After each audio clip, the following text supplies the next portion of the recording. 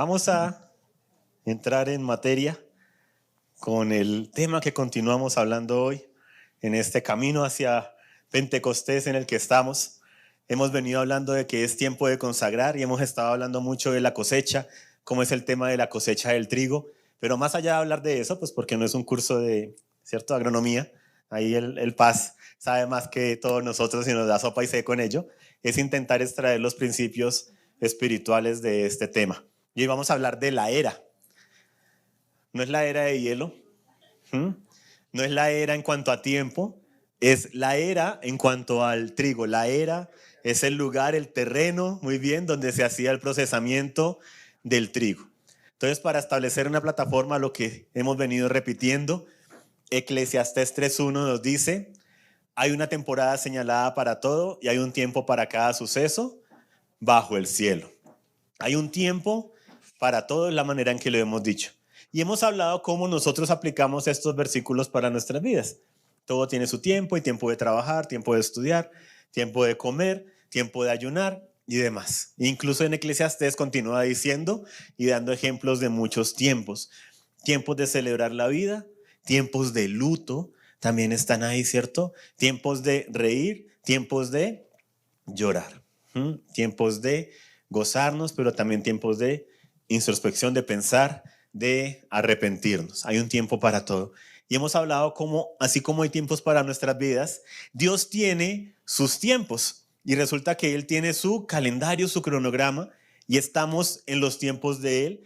Y como Él lo revela en Levítico 23, revela todo su calendario anual, diciendo cada una de las actividades que debía hacer el pueblo, y las condensa en 3 grandes temporadas, que en Deuteronomio 16:16 las dice de esta manera: 3 veces al año se presentarán todos tus varones delante del Señor tu Dios en el lugar que Él escoja.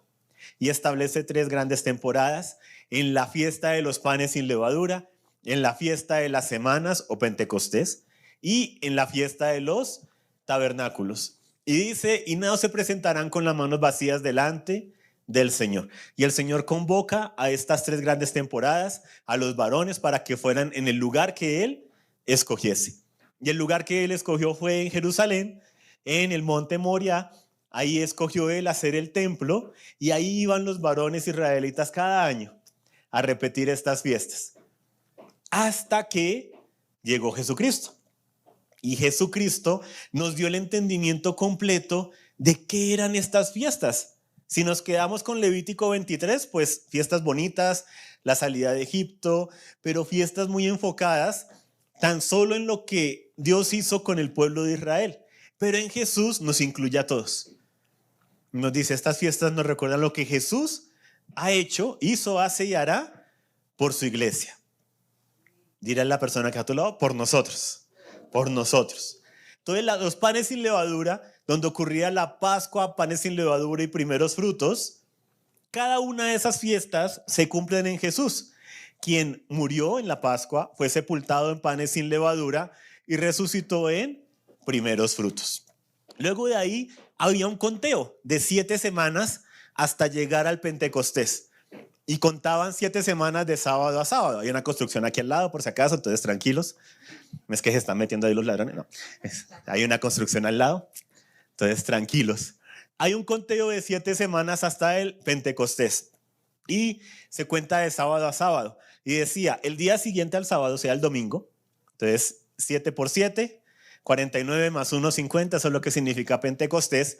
Ese conteo celebrará una fiesta. Presentará unos panes en el templo y muchas cosas más que seguro veremos en su momento, que lo hemos visto también en otros años.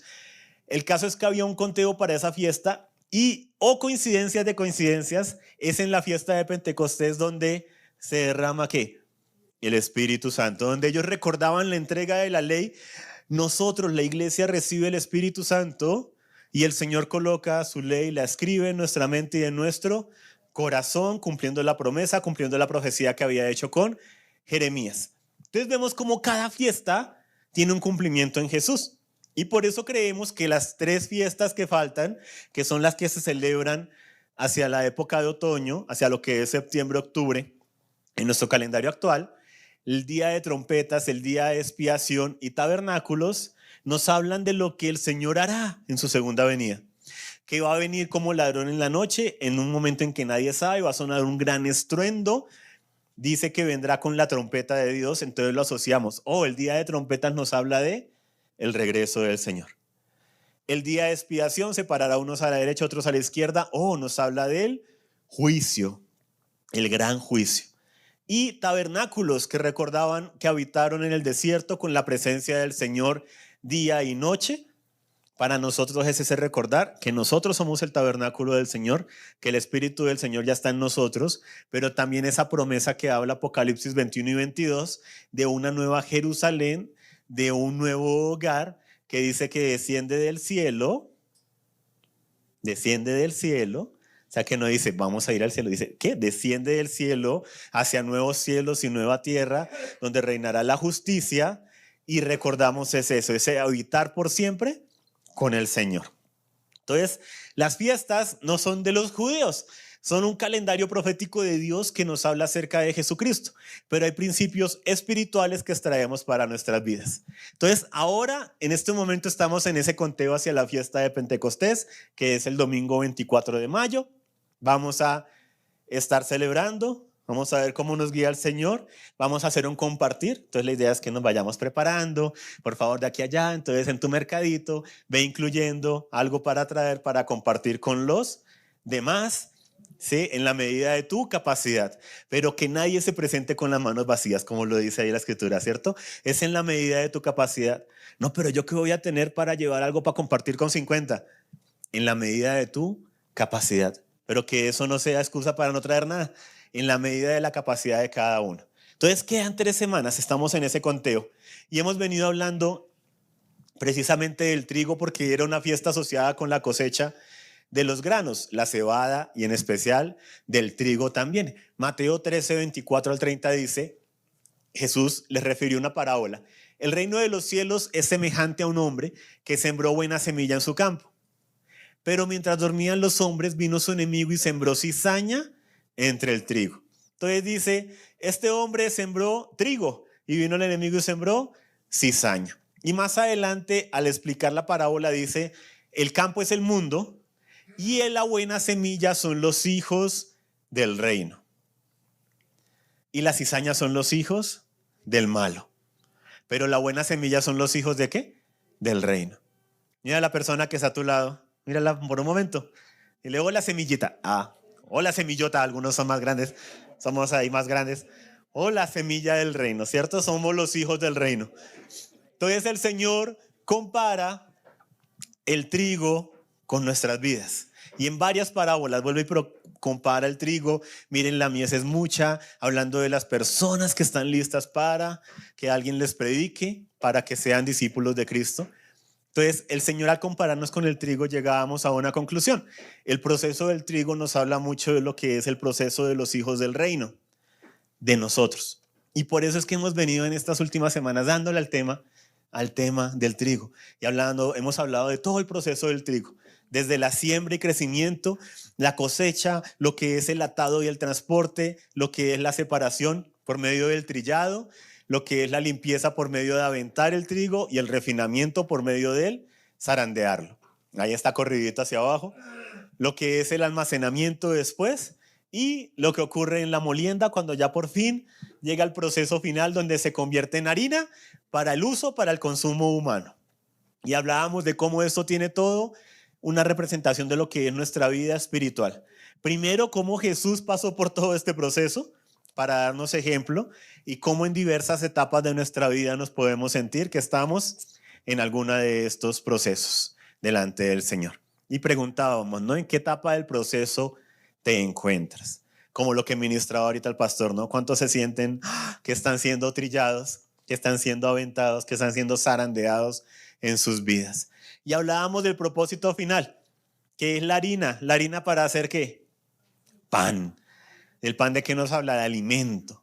No fuimos creados para nosotros mismos, sino para otros, para el Señor y por medio de Él para otros. En Romanos 8:29 nos habla del propósito eterno de Dios para cada uno de nosotros. Personas que a veces decimos, ¿cuál será mi propósito? Romanos 8:29 dice, A los que de antemano conoció, también los predestinó a ser hechos conforme a la imagen de su Hijo, para que Él sea el primogénito entre muchos hermanos. ¿Para qué? A ser hechos conforme a la imagen de su Hijo. ¿Cuál es tu propósito? Ser como Jesús. Que el fruto del Espíritu, el amor, gozo, paz, paciencia, benignidad, bondad, la fe, la mansedumbre, el dominio propio, sea el fruto de tu vida. Ser como Jesús es el propósito eterno de todos nosotros.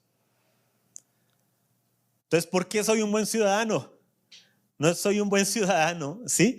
Para llegar a parecerme a Jesús, porque Jesús habita en mí y soy como Él. Eso se ve reflejado en cómo me porto como ciudadano, en mi cultura. Porque soy un buen esposo, una buena esposa, un buen padre, una buena madre, un buen hijo, aún cometiendo errores, pero pido perdón, busco restituir cuando hago algo mal. Digo, perdón, esta no es la manera de reaccionar. ¿Por qué todas estas cosas? Porque estoy siendo formado a la imagen de Jesús. Pero ninguno de nosotros es un producto terminado. Aún Pablo al final de sus días en Filipenses estaba en la cárcel, ya sentía que ya iba a entregarlo todo y dice, he acabado la carrera, sí, ya he guardado la fe. Pero aún él dice, yo no pretendo haberlo alcanzado, pero una cosa hago, me extiendo hacia la meta del supremo llamamiento de Dios en Cristo Jesús. Entonces esto es una carrera que es para toda la vida. No es una carrera de 100 metros, es una maratón, una triatlón, una pentatlón, muchos procesos que vivimos y es para toda la vida. Por eso seguimos siempre en proceso de formación. Lo importante de los procesos es estar avanzando. Vamos madurando, vamos creciendo en áreas, vamos avanzando. Y eso es lo importante de cada proceso en que estamos cada uno de nosotros, estar avanzando. Y aun cuando nos sentimos estancados, el rendirnos delante de Él y decirle, tú, Señor, prometiste que el que comenzó la buena obra en mí, la perfeccionará hasta el día de Jesucristo, la madurará. Y es confiar en que el Señor, aun cuando tú sientes y no confías en lo que tú has logrado o has avanzado en Él, no es confiar en ti mismo y en tus fuerzas. Esa es actitud positiva, eso es nueva era. Confía en ti mismo. Busca el poder que está en ti. Busca la fuerza del universo y que fluya a través de toda esta basura que combina mensaje espiritual, combina incluso versículos, hablan de Jesús, pero sin reconocerlo como rey. Con sus labios me honran, pero su corazón está lejos de mí. No. Nuestra fuerza está en Él. Todo lo puedo en Cristo que me fortalece, no en mí mismo. ¿Es que el Señor me ha hecho tan fuerte? No, todo lo puedo en Cristo que me fortalece. Mi fortaleza viene del Señor y nos toca cuidarnos, lo mencionamos porque hoy en día hay muchas corrientes donde el ego es lo que más se infla, a lo que más se le da cabida. Con todo esto de busca dentro de ti, busca en tu niñez, busca de dónde vienen tus traumas, busca cómo ayudarte a ti mismo, busca, todo centrado en nosotros. Y soterradamente y disimuladamente, eso es el satanismo puro. Porque ¿qué es el satanismo puro? Se lo enseñó Jesús a Pedro. Cuando Jesús dice, me toca ir a la cruz, tomamos la cena ahora, ¿no? Me toca morir. Y Pedro le dice, ay, no hables eso, corta y cancela esas palabras tan feas, Jesús. El Señor tiene planes para ti, planes de paz, de bienestar, para darte un futuro, para darte una esperanza.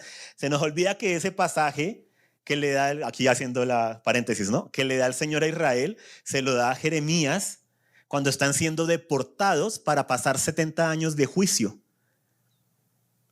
Y les dice, sí, tengo planes para ustedes, planes de paz, de esperanza, para darles un futuro y una esperanza. En 70 años. Sus hijos lo verán. Sí, o sea, les está dando ánimo en medio de que van a ser probados y zarandeados. Entonces, Pedro, volviendo al tema, le dice, no te pase nada malo, Jesús, no declares eso, que tú eres, ¿sí? El Hijo de Dios, ¿cómo vas a declarar que te vas a morir? Y Jesús le dice, oh, tienes razón. No le dice eso. Jesús le dice, aléjate de mí, Satanás, y da la definición más pura de satanismo que hay en toda la escritura. Jesús mismo, aléjate de mí, Satanás. ¿Por qué? Y dice así, aléjate de mí, Satanás, porque pones tu mirada en las cosas de los hombres y no en las de Dios. El satanismo puro es humanismo. El satanismo puro es el humanismo. Poner la mirada en las cosas de los hombres por encima de las de Dios. Que Dios quiere el bienestar de los hombres es otra cosa, pero partimos de la fuente que es Él. Y hay una pequeña gran diferencia. Entonces, el propósito no es destruir el trigo. El propósito de todas estas cosas, de ser como Jesús, es quitar todo aquello que no es útil para que sea útil y cumplir su propósito eterno. Ser como Jesús, alimentando a otros. Otra manera de decirlo, ser y hacer discípulos de Cristo. Entonces teníamos y hemos hablado del tema de la cosecha. ¿Y qué venía después de cosechar el trigo? Viene el tema de que el trigo debe pasar por un proceso de transformación, porque el trigo sigue en la espiga. Los granos de trigo están ahí adentro. Tú no llevas la espiga, tú no compras espigas de trigo. Tú no vas al supermercado o lo pides y pides espiga de trigo. ¿Qué pides?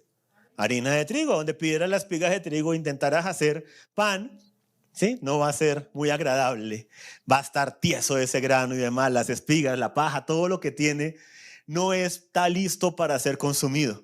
Entonces, el trigo después de ser cosechado, que a veces llegamos hasta ahí, la cosecha. A veces llegamos ahí, el evangelismo. Y una persona y decide por Cristo y ya. Ahora ven, porque falta el proceso.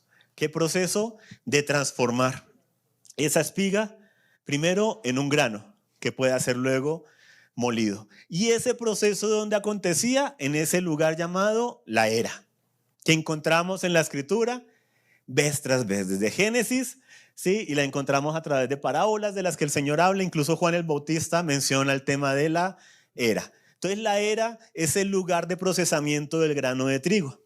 ¿Y qué acontecía en la era? Se trillaba. ¿Cómo se trillaba? Con bueyes.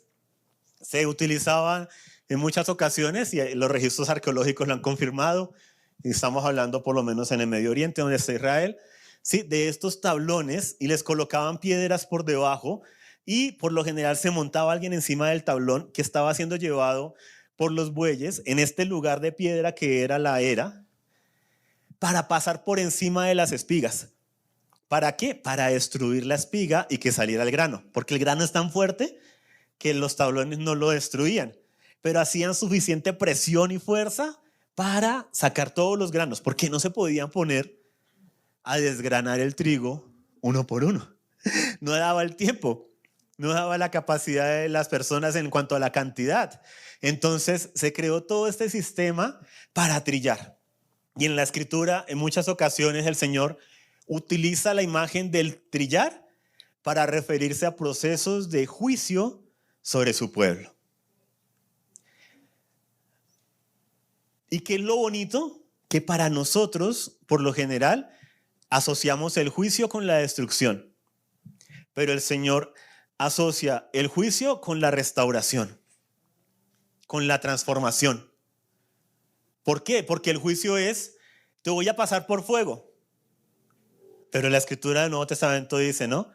Pasamos por fuego para que lo que es oro y plata permanezca, pero lo que es paja, hojarasca, se queme.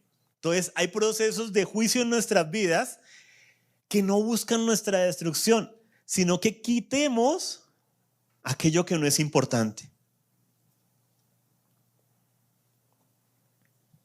Cuando una persona que ha estado distraída en muchas cosas y aún en cosas buenas, pero distraída, aún distraída de su familia, distraída de su congregación, distraída de poner los ojos en las manos, en el Señor y poner su vida en sus manos, viene una situación de enfermedad que empieza a trillar.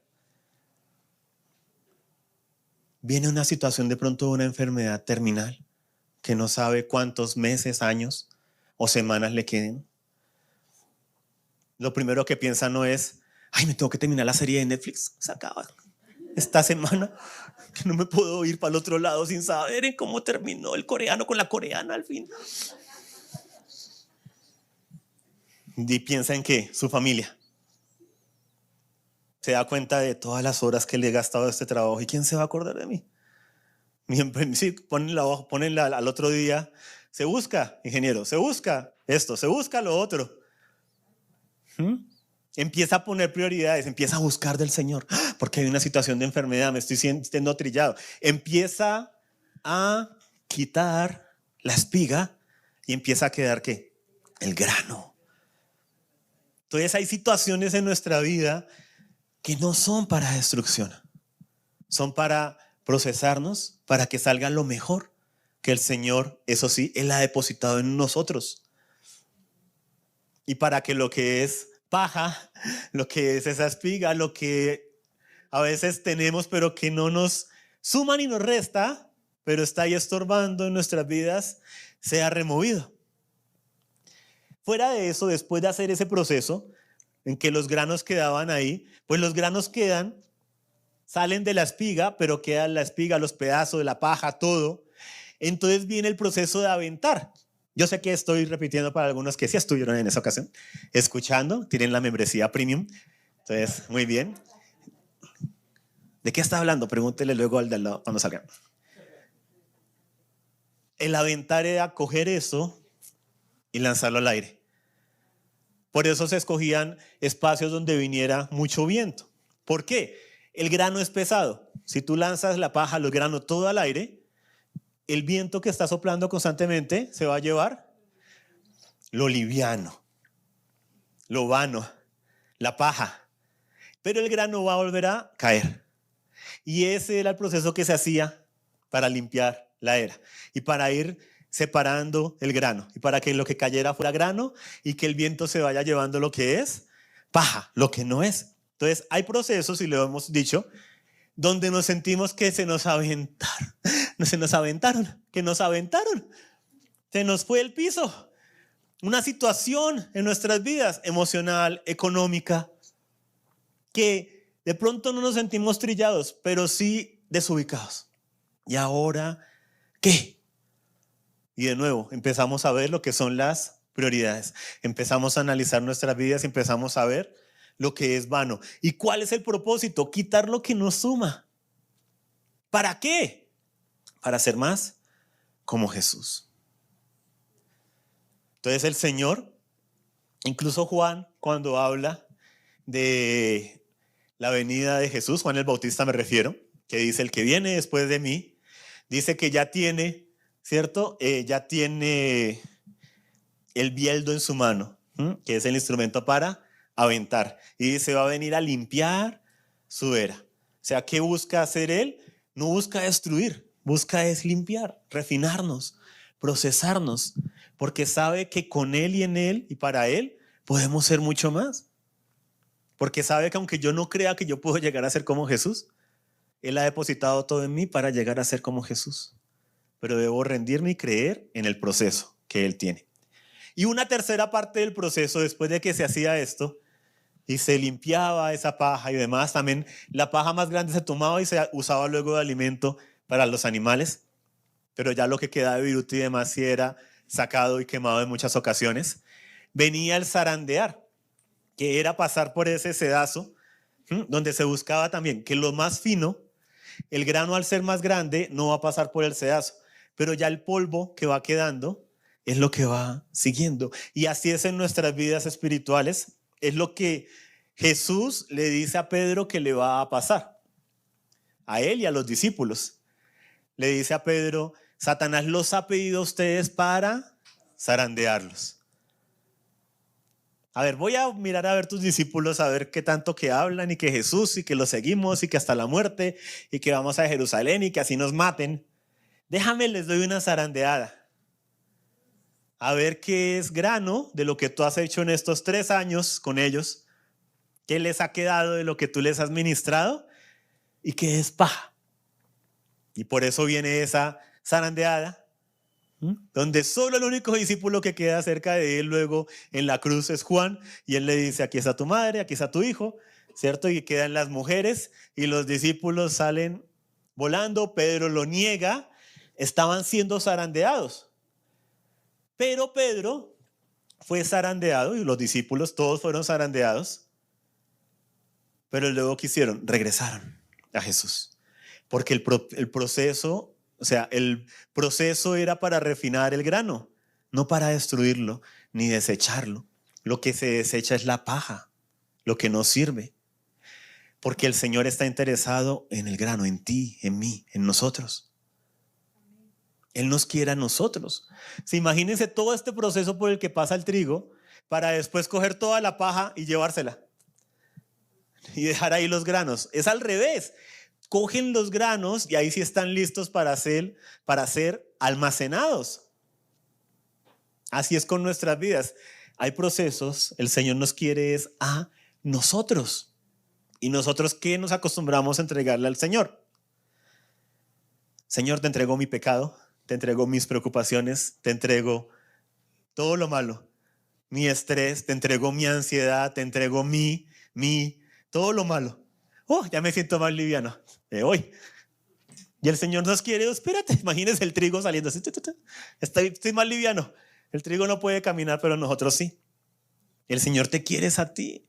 Por eso te quiere, sí, quitar el estrés, quitar el pecado, limpiar. Pero porque te quiere a ti, nos quiere a nosotros. Nosotros somos lo que es valioso para Él. No es el pecado, no es la paja, no es la espiga. Ay, el Señor tan obsesionado con esta área en mi vida. No, está obsesionado es contigo, porque te quiere es a ti. Lo valioso eres tú, lo demás es paja. Te está robando tus fuerzas, tus energías, no te permite ser procesado o procesada para dar fruto, para alimentar a otros, para ser como Jesús, que es el propósito eterno, ser como Jesús. Entonces, el propósito no es destruir el grano, es procesar el grano para que pase de estar en una espiga atada en el campo a ser un grano limpio y útil. Ese es el propósito, ser limpios y ser útiles. Ese es el propósito de ir a la era, a ese lugar de procesamiento. Y cosas muy interesantes acontecieron bíblicamente hablando en las eras y en una muy especial. No es el propósito de esta enseñanza, aunque menciono ahí muchos versículos, pero no nos vamos a ir por ahí porque el enfoque es otro, pero quiero colocar esto más adelante, lo veremos. Pero quiero contar una corta historia de una era muy especial. Una era, recordemos, donde se trillaba, se aventaba y se zarandeaba el trigo. Resulta que había un monte llamado Moriah, que aparece en Génesis 22. Y es un monte donde Abraham ofrece a Isaac, que Dios le dice, vas a ir al monte que te voy a mostrar, vas a ir a este monte Moriah y ahí vas a ofrecer a tu único hijo. Ahora el Señor lo detiene para que no lo haga, ¿cierto? Era una prueba que estaba haciendo el Señor con Abraham. Le estaba pegando una zarandeada, ¿sí? Porque lo estaba puliendo, porque estaba muy distraído, se había olvidado su propósito, estaba muy allá debajo de los árboles descansando, que es lo que acontece justo antes de que lleguemos a este capítulo. Estaba Abraham en otra y el Señor le está recordando el propósito. ¿Te olvidaste del propósito? Y lo lleva a ese monte a una zarandeada. ¿Por qué? Porque resulta que en Israel, en el Medio Oriente, hay mucha tierra caliza, que es la tierra que es muy rica en calcio. Es una piedra, dije tierra, una piedra caliza, que es una piedra, una roca muy rica en calcio. Entonces, muchas de las montañas allá tienen esa roca y está prácticamente, ¿sí?, por fuera. Entonces, acostumbraban buscar para la era, para poder trillar, pues un lugar rocoso que fuera rico en este tipo de piedra, porque se dejaba moldear un poco y ahí podían los bueyes trillar, porque si van a trillar en tierra, pues ¿qué va a pasar? El grano se va a hundir. Necesitabas un terreno rocoso. ¿Qué es lo interesante de ese tipo de piedra caliza, rica en calcio y demás, que se forma en las aguas? Entonces los propios científicos dicen, la única manera en que esta piedra esté en esas montañas es porque antes estaban cubiertas de aguas.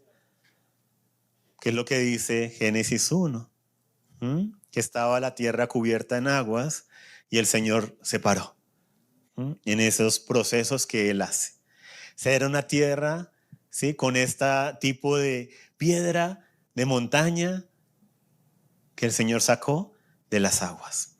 Una piedra muy especial. Y por eso cuando vaya Abraham a ese monte, Isaac encuentra esas piedras y tiene donde colocar la leña para hacer el altar. Y luego, por si acaso, que alguno no se lleve la idea equivocada, ¿no? No sacrifica a Isaac, el Señor le detiene, le dice, no soy como los falsos dioses que tú has conocido. Mira, aquí hay un, ¿cierto?, sustituto para ti. Pero ¿qué más pasó en esa montaña? Resulta que luego, con el paso del tiempo, se convirtió en una era de un señor llamado Ornán, que era Jebuseo. Jebuseo eran los habitantes de Canaán que habitaban en Jerusalén. Ese monte Moriah queda frente a Jerusalén. Queda ahí mismo. Y ahí él tenía una era. O sea, que ¿qué acontecía ahí en ese monte? Donde un día Abraham ofreció sacrificio. Acontecía que se trillaba, se aventaba y se zarandeaba el trigo para procesarlo y para llevarlo a que fuera útil. Y resulta que esa era, que era de un señor llamado Ornán, el Jebuseo, una de las tribus de las naciones que Israel no logró sacar de la tierra prometida. Hicieron fue como un trato. Ok, los conquistamos y ustedes viven y los dejamos vivir, pero tienen que pagar impuestos, tienen que someterse al rey David, porque luego ahí vino a ser la llamada ciudad de David, ¿cierto? Jerusalén. Resulta que David, en medio de esas, estaba muy preocupado por las naciones alrededor y decide hacer un censo que el Señor no le mandó a hacer. O sea, a ver con cuánta gente contaba por si había una guerra. Y el Señor le había dicho, confía en mí, no hagas eso.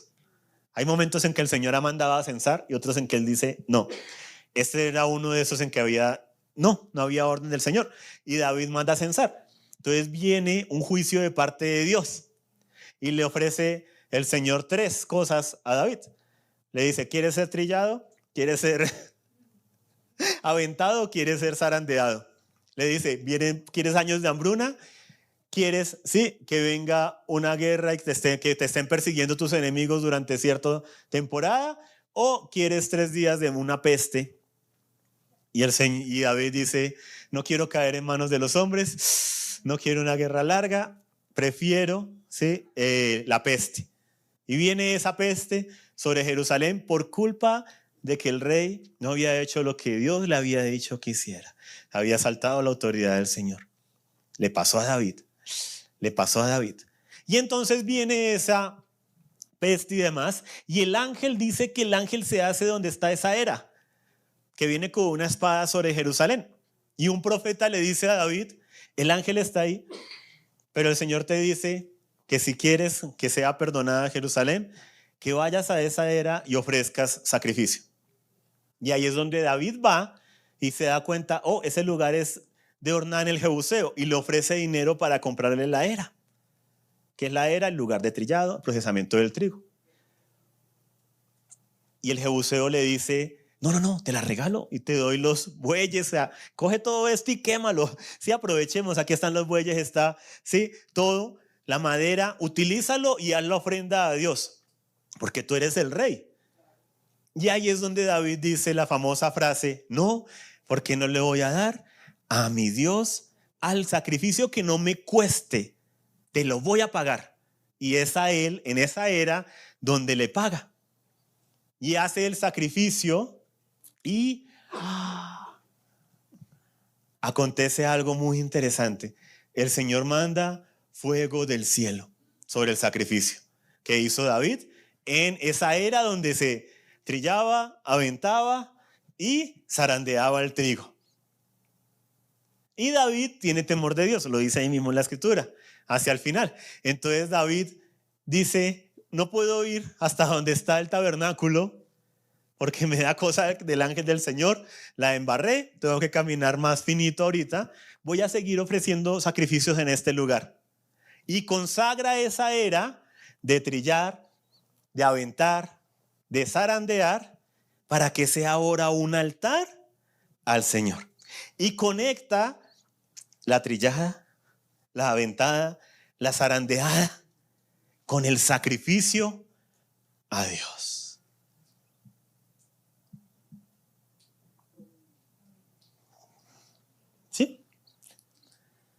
La estamos agarrando tan bonito, pero no solamente eso. David dice, este lugar voy a consagrarlo y aquí se va a construir el templo para Dios.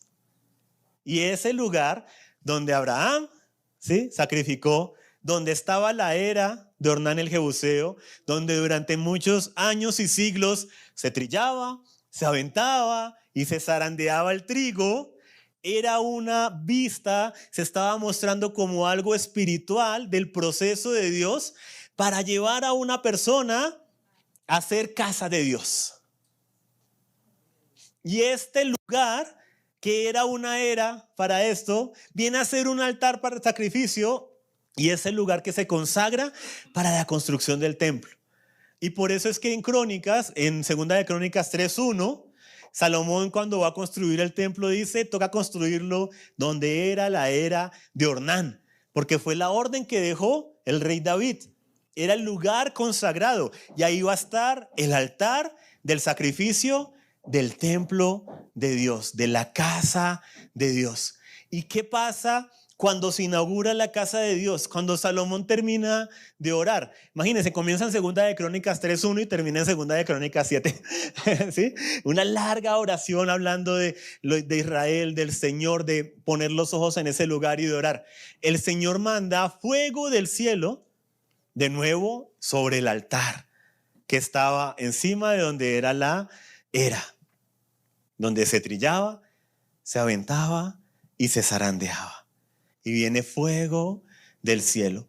¿Cómo se inaugura la casa de Dios? Con fuego. Con fuego. ¿Qué aconteció en Pentecostés sobre la iglesia? Vino el Espíritu Santo en lenguas como de fuego. Entonces la era donde se trillaba, aventaba y zarandeaba el trigo viene a ser el fundamento de la casa de Dios. ¿Está siendo trillado? ¿Está siendo aventado? ¿Está siendo zarandeado? Ese no es el final. Ese no es el final. El Señor está haciendo una obra porque el propósito no es destruir el trigo. Es que sea como Jesús. Es que sea como Jesús. Que seamos como Jesús. Ese es el propósito. Entonces, en Mateo 3:12, que es la escritura que hacía referencia antes, dice, el bieldo, sí, que es el instrumento con que se aventaba, está en su mano y limpiará completamente su era, hablando de Jesús, y recogerá su trigo en el granero, pero quemará la paja en un fuego que no se apaga. El Señor ama su trigo y nos compara a nosotros con el trigo. Nos ama y nos busca a nosotros. No desea destruirnos, lo que quiere es separar, limpiar, refinar. El Señor va a limpiar completamente su era. Es una promesa, la dice Juan. Dice, Él limpiará completamente. Por eso Pablo continúa diciendo, el que comenzó la obra en ustedes la perfeccionará hasta el fin. Es una promesa. Él está en muchas ocasiones haciendo ese trabajo en nuestras vidas, pero nosotros, a diferencia del trigo, sí nos podemos quitar del proceso. Sí podemos irnos de la era. Sí podemos buscar nuestra manera. Pero Él ha prometido que limpiará completamente su era. Debemos someternos a sus procesos. Entonces vamos a ver rápidamente 5 características de la era. Y vamos a ver cómo se comparan con nuestras vidas de ese proceso y viéndolo desde el punto de vista espiritual. Que son características de lo que hace que pasemos de ser tan solo trillados, aventados y zarandeados a ser el lugar donde habita el Señor, a ser su casa. Entonces la primera característica era que debía ubicarse en un lugar elevado, en un aposento alto, en un lugar alto. Eso nos habla de nuestra posición. En Efesios 2:4-6 dice, Dios que es rico en misericordia, por causa del gran amor con que nos amó, aun cuando estábamos muertos en nuestros delitos, nos dio vida juntamente con Cristo. por gracia ustedes han sido salvados. Y con Él nos resucitó y con Él nos sentó en los lugares celestiales en Cristo Jesús. Entonces la era, el lugar de procesamiento, es un lugar alto. Y el Señor dice que nos posiciona con Cristo Jesús en los lugares celestiales. ¿Cuán importante es para los procesos espirituales estar bien posicionados? ¿Estás pasando por un proceso donde te sientes trillado, aventado, zarandeado? No olvides tu posición en Cristo. Asegúrate de estar en el lugar correcto y no la vivienda, en el lugar equivocado. Porque si te trillan, zarandean, te avientan en otro lugar, no va a ser procesado ese grano que va a caer, se va a perder. Tiene que ser procesado en la era. Tenemos que recordar nuestra posición en Cristo. ¿Y por qué nuestra posición? Para que por más duro que sea el proceso, yo recuerde, yo con Cristo estoy en lugares celestiales. Todo lo puedo en Cristo que me fortalece. Pero debo reconocer mi posición, porque solo así puedo reconocer que esta leve tribulación momentánea va a producir un glorioso peso de gloria. Cuando siento que esas situaciones vienen, pero sé que son temporales porque estoy posicionado en Cristo. Estoy en lugares celestiales con Él. Entonces, que yo esté en esa posición con Cristo no quita que uno pueda ser trillado, aventado y zarandeado. Jesús tenía muy clara su posición como hijo de Dios. Y no por eso dejó de ser trillado, aventado y zarandeado en la cruz. Y antes de la cruz, todo lo que aconteció en esa fatídica noche y mañana. Segunda característica, debe estar expuesta al viento. Lo que hemos hablado, para el proceso de aventar y que se lleve la paja tenía que ser lugar con mucho viento. Entonces no podía tener montañas alrededor más altas, no podía tener murallas alrededor. Por eso no era un lugar encerrado, porque perdería el sentido, no era un granero, porque ahí avientas y pues todo vuelve y cae. Eran lugares donde estuvieran expuestos al viento. Tenía que estar expuesto. Entonces esto nos habla de nuestra disposición para los procesos espirituales, para poder crecer, avanzar, para poder cumplir el proceso que el Señor quiere. Se requiere de mi disposición. ¿A qué? A exponerme al viento del Espíritu, a lo que el Señor quiera llevarse de mi vida. ¿Cuál es el tema? A diferencia del trigo, nosotros nos aferramos. Y el Señor me muestra un área en mi vida, algo en lo que estoy botando mucho tiempo, algo que se está llevando mis energías. Y no es que sea malo, pero me está quitando tiempo de otras cosas valiosas, de mi familia, de mi congregación, del tener tiempo para hacer y hacer discípulos. Pero me aferro a estas cosas. Me aferro al dolor. En Salmo 139, 23 al 24 dice: escudriñame, oh Dios, y conoce mi corazón. Pruébame y conoce mis inquietudes. Otra versión dice mis pensamientos. Ve si hay en mí camino malo y guíame por el camino eterno. ¿Qué está diciendo aquí el salmista? ¿Qué está diciendo el Espíritu por medio de este salmo? Que venga el viento. Escudriñame. ¿Qué es escudriñame? Conoce mi corazón. Pruébame. Conoce mis inquietudes. Está prácticamente diciendo también, aviéntame. ¿Sí? Llévate lo que deba ser llevado. Entonces está hablando de una disposición del corazón, de estar dispuestos a exponernos delante del Señor. Porque de nada sirve ir a la era y ser trillados si me voy a aferrar. Voy a alargar el proceso. ¿Y por qué esta trilla dura ya tantos años? Porque sigues aferrándote a la espiga, a la paja, a lo que no conviene. Pero cuando te sueltas en las manos del Señor y le dices, escudriñame, oh Dios. Ay, no hay nada que escudriñar. Yo conozco mi corazón, está bien. Los equivocados son ellos. Es que usted también estaría así si le hubieran hecho lo que me hizo esa ta. Sí, tu corazón está re bien. De la abundancia del corazón habla la boca. Entonces por eso debía estar expuesta al viento. Entonces para que el proceso se cumpla, y de buena manera debemos estar dispuestos. Y en muchas ocasiones pasamos los procesos, pero nos cerramos nuestro corazón, no permitimos que se abra nuestro corazón. Personas que están en una enfermedad terminal, en temas de este estilo, con mucho dolor, y les hablamos del soltar. Perdona a ese familiar, perdona a ese hijo. Dicen, no, nunca. Y no lo digo tanto en broma, sino en serio, en la tristeza. ¿Cómo se sentirá el Señor? Nosotros de padres, ¿cómo nos sentimos cuando nuestros hijos dicen que no quieren perdonar, que esto? Uno siempre busca que sus hijos se perdonen entre ellos. Y la persona está en su proceso y en vez de abrirse y disponerse, se cierra.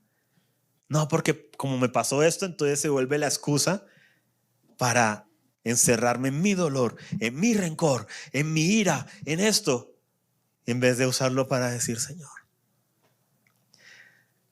¿qué había de paja en mi vida? De pronto, ¿qué era paja en mi matrimonio? Creía que todo estaba bien, pero nos tratábamos mal. Nos acostumbramos a hablarnos feo, nos acostumbramos a pedirnos las cosas a las patadas. Pero pues como seguíamos ahí juntos, como que todo estaba bien.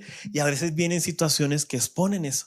Y hay la oportunidad nuestra de pasar esos procesos exponiéndonos y diciéndole, Señor, escudriñame, ¿por qué pasó esto? Esta situación, escudriñame, Señor, ¿por qué está aconteciendo esto? La tercera característica, debía tener un suelo rocoso, que ya lo hablamos, ¿cierto? Con mucho calcio, en el caso de Israel. Esto nos habla de nuestra fundamentación. ¿Cuál es el fundamento de nuestras vidas? Mi fundamento es Jesús. Dile a la persona que está a tu lado que se note.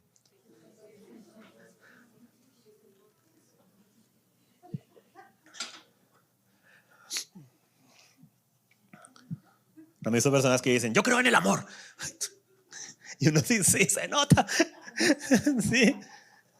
Y están ahí y hablan de la espiritualidad, incluso mencionan de pronto a Jesús y demás, y están en un grupo, en un devocional o en alguna reunión. Pero lo que sale de la boca va cargado de rencor, amargura, que no es coherente con las palabras que está diciendo. O sabes que habla de la importancia del perdón, pero no ha perdonado a aquella personaje en la congregación de hace años o hace esto. ¿A qué grupo de amigos va ella? Bueno, es que es para yo no ir allá porque, no. Evitar problemas. Cuando teníamos los dos cultos, entonces había personas, en serio, pasa. Y la persona que está a tu lado, pasa. No voy al culto de los sábados porque va Julanito, yo prefiero el domingo. Y justo Julanito llegaba el domingo, y el Señor queriendo hacer una obra. Pero su fundamento, ¿cuál es? ¿Julanito? ¿Julanita?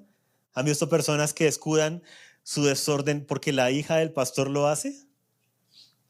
No son cristianas, son hijas de pastorianas. No sé ni cómo se diría. Seguidoras de los hijos de los pastores. El hijo del pastor. Y ahí aplica Primera de Abuelas 1:3. Mijo, si la hija del pastor se tira por una ventana, ¿usted va a salir corriendo a tirarse? No. Entonces hay personas cuyo fundamento no es el Señor. ¿Y cómo se nota eso? Por lo que hablan, por sus acciones, por cómo justifican lo que hacen. Pero el pastor lo hace. Pero el líder de mi grupo también hace esto. ¿Y? ¿Eres seguidor de Cristo o eres seguidor de esa persona? Primera de Corintios 3:11 dice, pues nadie puede poner otro fundamento que el que está puesto, el cual es Jesucristo. Cuarta característica, debe tener conexión con el campo y el granero, porque la era es un lugar de paso. El lugar de trillado, de aventado, de zarandeado, de la prueba, del juicio en muchas ocasiones, es un lugar de paso. Por eso, cuando iban a ser llevados, exiliados en Jeremías, Israel, por su desobediencia, y el Señor dice, los van allá como al trigo, les dice, yo sé los planes que tengo para ustedes, planes de bien y no de mal, para darles un futuro y una esperanza. Aplica condiciones y restricciones. No válido con otras ofertas. Nos vemos en 70 años. Sí, o sea, les dice esa promesa que se iba a cumplir 70 años después. Y hoy en día nosotros la utilizamos para, ay, sí, me va a ir bien hoy en el trabajo, gracias Dios. Cuando era una promesa para el juicio. Entonces, ojo, si el Señor te estaba dando esa promesa. Señor, ya no quiero esa promesa. Alguno por ahí dirá, Señor, ya no quiero esa promesa. Ya no quiero que me des esa palabra tan bonita. Era temporal. Aún esos 70 años para el Señor era temporal. Y les dice, yo sé los planes que tengo para con ustedes. Esto es temporal. Entonces, ¿cuán importante es esa conexión con el campo y el granero? El campo de donde se cosechaba y el granero hacia donde iba el grano ya procesado. Esto nos habla de nuestro propósito. Que no debemos olvidar que el propósito no es ser zarandeados, trillados, pasar por pruebas, por tribulaciones. No, ese no es el propósito. El propósito es ser como Cristo. Y estas situaciones a veces revelan en nuestras vidas lo que somos y lo que no somos. Y son situaciones donde se revela nuestro carácter y es formado más Cristo en nosotros. O se revela nuestra inmadurez en la era. Hebreos 2 del 10 al 11 dice, porque convenía que aquel para quien son todas las cosas y por quien son todas las cosas, llevando muchos hijos a la gloria, hiciera perfecto por medio de los padecimientos al autor de la salvación de ellos, o sea, a Jesucristo. Porque tanto el que santifica como los que son santificados, o sea, nosotros, son todos de un Padre, por lo cual Él no se avergüenza de llamarlos hermanos. Esta es otra de mis escrituras favoritas, de mis escrituras más hermosas que veo en la palabra porque habla de nuestra identidad. Muchos de nosotros vemos el tema de ser hijos de Dios y es como que, ay, no me siento tan hijo de Dios, hoy me siento menos hijo de Dios. Nos avergonzamos de nosotros mismos y dice que Jesús no se avergüenza de llamarnos hermanos. Mira que a tu lado, Jesús no se avergüenza de ti. Tu papá, tu mamá se podrán avergonzar, pero en el Salmo dice, aunque tu papá y tu mamá se avergonzaren, con todo el Señor te recogerá. Dice que no se avergüenza de llamarnos hermanos. O sea, Él ya ha visto nuestro peor día, nuestro pecado más grande y dio su vida por nosotros. Y fuera de eso dice aquí en Hebreos que no se avergüenza de llamarnos hermanos. ¡Qué amor más grande! Donde yo no, ¿sí? Quiero acordarme de lo que he hecho, de lo que hice. Donde nosotros a veces pasamos días diciendo, no, ¿por qué reacciona así? No lo hubiera dicho y esto y uno con una vergüenza. Y el Señor no se avergüenza de llamarnos hermanos. Entonces no se nos debe olvidar el propósito, no es quedarnos ahí en esa prueba. Hay un propósito mayor, ser como Jesús, ser esa familia de Dios. El Señor nos está formando, nos está puliendo para ser más como el Hijo, como Jesús. ¿Para qué? Para poder ayudar a otros. Porque ¿para qué es el proceso del trigo? ¿Para qué la harina a la final? Para alimentar a otros. Entonces no es para nosotros mismos, no es para nosotros vernos bonitos, es para otros. Para darle la gloria a Dios y ayudar a otros, para hacer alimento para otros. Y la quinta característica y última, debía estar la era al alcance de la comunidad. No podía estar por allá en un bosque, en una montaña, sí, muy bonita y todo, y con la piedra perfecta, pero allá escondida, lejos de todo, tenía que estar cerca de la comunidad. Ni muy cerca ni muy lejos. Así como la construcción de aquí al lado, está muy cerca, ¿sí? Porque igual el trillado, todo el proceso del trigo era ruidoso. Entonces estaba cerca de la comunidad, ni muy cerca ni muy lejos. ¿Pero de qué nos habla esto? De nuestra comunión, nuestra común unión como iglesia. En 1 de Juan 1:7 dice, si andamos en la luz, como Él está en la luz, tenemos comunión los unos con los otros. Y la sangre de Jesús, su Hijo, nos limpia de todo pecado. ¿Cuál es una señal de que una persona está en luz? que tiene comunión con otros. Y no es tan solo congregarse, porque yo puedo venir a este lugar y no tener comunión con nadie. Llego tarde, me voy temprano. ¿Con quién tuve común unión? ¿Con quién alcancé a saludar, a compartir un cafecito, algo, una palabra de aliento? Por eso a veces cuando insistimos en dile a la persona que está a tu lado, es provocar esa común unión, aun cuando decimos los chistes flojos y se ríen por pura misericordia y gracia, ¿sí? Y ahí estamos compartiendo un momento de gozo con la persona que está a nuestro lado, pero por eso insistimos en los grupos, en otros espacios de crecimiento, para que haya esa común unión. Entonces, por eso los profetas modernos, entre comillas profetas, entre comillas modernos, no hay nada nuevo bajo el sol. Todas estas personas que avalan mucho por estar lejos de una congregación, estar lejos de otros. Yo tengo mi fe con Dios y no me juzguen que Él no me juzga. ¿Qué? Él es el juez. Hay un día en la escritura que se llama el día del juicio y el que va a estar de juez es Jesucristo. Entonces cuando una persona dice Dios no me juzga, no conoce quién es Dios, no sabe lo que está hablando en ignorancia. Él es juez justo. Y hay un día determinado, que Él mismo lo determinó, que se llama el día del juicio. Entonces, ojo, porque a veces repetimos lo que escuchamos en películas, en la cultura, y no tiene nada que ver. Pero hay un tema de individualismo, y el Señor habla siempre de comunidad. Y aquí en 1 de Juan 1:7 dice, si andamos en luz, tenemos comunión unos con otros. ¿Cuál es una señal de oscuridad? Que nos aislamos de la congregación, que nos aislamos.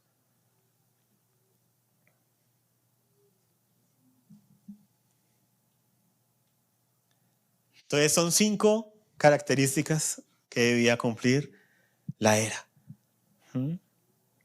que podemos ver que son parte de nuestro proceso de procesamiento en el Señor.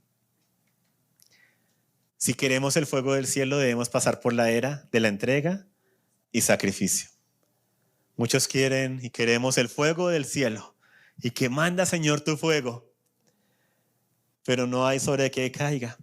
Cuando esa era de Ornán se convirtió en el altar del sacrificio, colocaron bueyes, colocaron animales para que fueran sacrificados. Y vino fuego del cielo, porque había una entrega y un sacrificio. Cuando vienen pruebas a nuestras vidas, llámese, nos sentimos trillados, que nos está pasando algo por encima, nos sentimos aventados al aire y que nos quitaron el piso, nos sentimos zarandeados, donde decimos, pero ¿hasta cuándo? ¿Qué más debe pasar ahora? Son oportunidades para que salga y sea quitado lo que no es. Y podamos voltear nuestros ojos al cielo y decir, Señor, solo te tengo a ti. Y te necesito a ti y la comunidad. Porque el Señor no nos ha dejado solo, nos ha hecho parte de una comunidad. Y podemos decirle a personas en la comunidad, estoy pasando por esto, ora por mí, ora conmigo. Por favor, estén orando por esta situación en mi vida. Y esa situación se vuelve una entrega y un sacrificio. Y luego lo que viene es el fuego del Señor. Por eso en Romanos 12:1 y 2, mientras va pasando alabanza, por favor, los invito. Dice, por tanto, hermanos, les ruego por las misericordias de Dios que presenten sus cuerpos como sacrificio vivo y santo. Que presenten sus cuerpos como ¿qué? Como sacrificio. Ay, el Señor ya no quiere más sacrificios. Pues habla con el Señor que escribió Romanos 12:1 y 2. ¿O se equivocó el apóstol o te equivocaste tú en tu interpretación? Yo creo que hay más posibilidad de que nos hayamos equivocado nosotros que el apóstol Pablo, inspirado por el Espíritu Santo.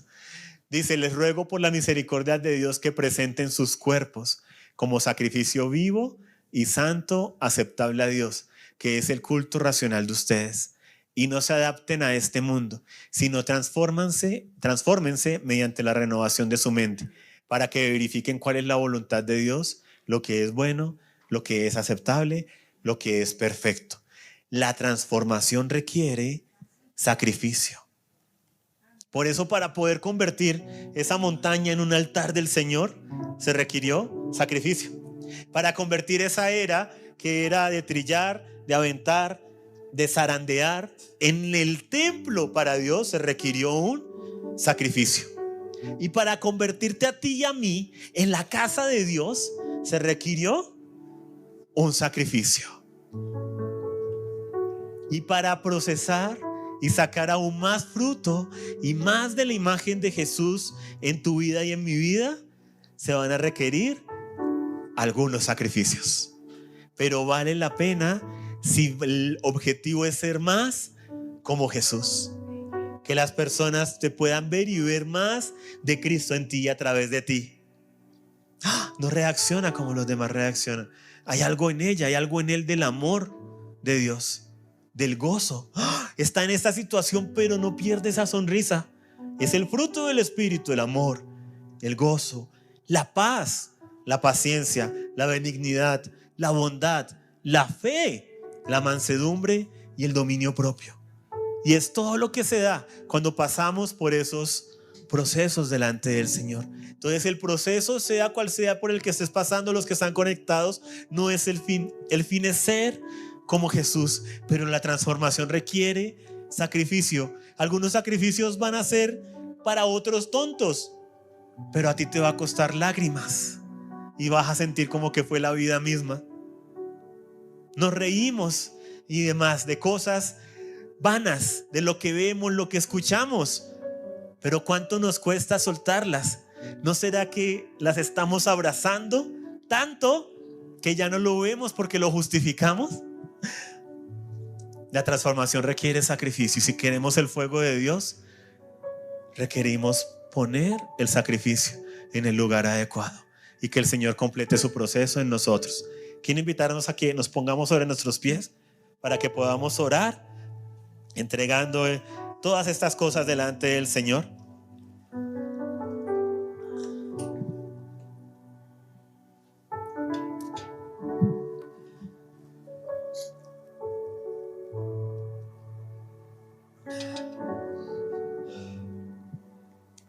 Padre, te damos gracias, Señor, por los procesos en los que estamos, Señor.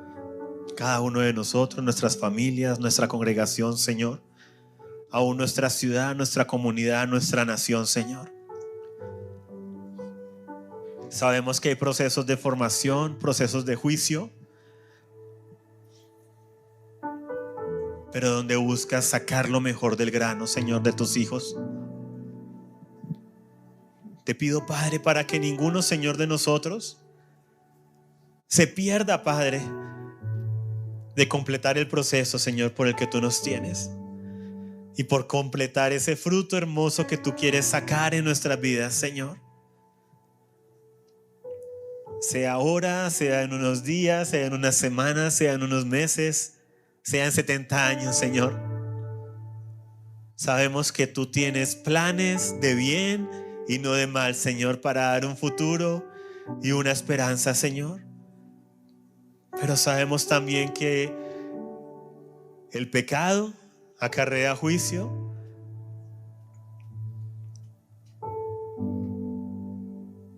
pero también que hay procesos de maduración para hacer mejor al grano. Y no queremos encasillar, Señor, nuestras vidas, Padre, en ninguna de estas categorías, sino presentarnos delante de ti y exponernos, Señor, como ese lugar abierto donde puedes soplar tu espíritu, Señor. Venimos a exponer nuestras vidas, Señor, y a decirte: aquí estamos, Padre. Muéstranos, Señor, en qué proceso está nuestra vida, nuestra familia, Señor. Muéstranos, Padre, la obra que tú estás haciendo. Te pedimos para que tu Espíritu Santo sople, Señor, y se lleve, revele lo que es paja, lo que no tiene peso, lo que estorba la obra que tú quieres hacer con todos y cada uno de nosotros, Padre. Nos exponemos delante de ti, Señor. No queremos huirle a tus procesos, Señor, porque sabemos que eso generaría inmadurez, Padre. Si el trigo no fuera a la era, si se quedara en el campo, va a crecer, pero luego va a empezar a secarse, a pudrirse. Se lo van a comer las aves. se va a volver silvestre, va a morir, va a ser destruido. Y no queremos que ese sea nuestro fin, Señor. Queremos ser formados a la imagen de Jesús. Por eso te pido, Padre, para que en medio de los procesos, Señor, el propósito eterno de ser más como Jesús, Señor, sea lo que nos dé la fuerza para continuar adelante. Que todo lo podemos en Cristo que nos fortalece. Que tú eres nuestro Dios, Señor, y que tú tienes el poder y la capacidad para sacarnos aún del horno más violento, del fuego más abrasador. Pero que aún si no lo haces, Señor, tú continúas siendo el Rey de Reyes, el Señor de Señores y el Dios de nuestras vidas, Padre. Y nos exponemos delante de ti, Señor, exponemos nuestro corazón, exponemos, Señor, nuestra alma. Te decimos, muéstranos, Señor, aquello que ha entorpecido tus procesos en nuestras vidas, Señor, porque no queremos nada que no sea Jesucristo en nuestras vidas, Señor. Perdónanos a lo que nos hemos aferrado y nos presentamos, Señor, delante de ti, Padre, para que continúes tú haciendo tu obra y tu proceso en cada uno de nosotros, en tu iglesia, Señor.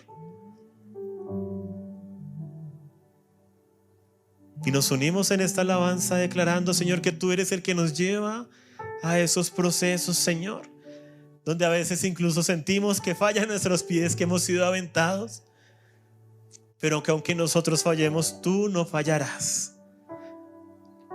Y tú has venido a limpiar completamente el terreno, y te damos gracias por eso, Señor, por tu gran amor y porque no te avergüenzas de nosotros y vienes a limpiarnos, no para señalarnos, sino para sacar el fruto de tu Espíritu en nosotros, Señor. Y por eso estamos agradecidos, Señor. Continúa haciendo tu obra en tu iglesia, en nuestras vidas. Amén. Esperamos que esta palabra haya sido de bendición para ti. Mantente conectado con nosotros en www.amoryrestauracion.com.